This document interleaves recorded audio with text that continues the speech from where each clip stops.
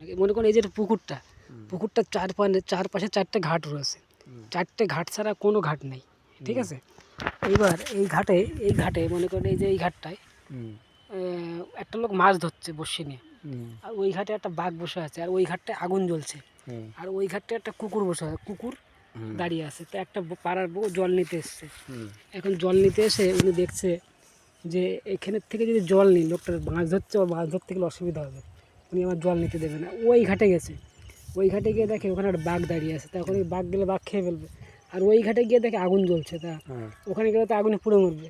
আর এই ঘাটে একটা কুকুর রয়েছে, কুকুরটা তো নড়বে না, কুকুরটা ধেয়ে কামড়াতে আসবে। তা ওই লোকটা বউটা জল নেবেই, তার জল উনি কী করে নেবে বলো?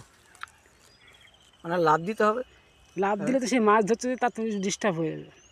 তাহলে না নিয়ে রাখলে না, আপনি কথার উত্তর দিতে পারছেন না। এবার আপনি এটাকে আমি কথাটাকে বলে দিতে পারি, কিন্তু এর বিনিময়ে আমি কী পাবো আপনার থেকে? টাকা $1। দেখুন, ওই যে লোকটা মাছ ধরছে না, ওই লোকটা তখন ছিপ নিয়ে মাছ ধরবে, ধরতে ধরতে দেখবেন মাছ পড়ে যাবে, বা হাতের থেকে একটা ছিপে মাছ তুলতে গেলে না মাছটা পড়ে যাবে। তখন দেখবেন লোকটা এরকম আফসোস করে না মানুষ অনেকে, মাছটা মিস্টেক হয়ে গেলো, এরকম করে না? আর যখনই একটা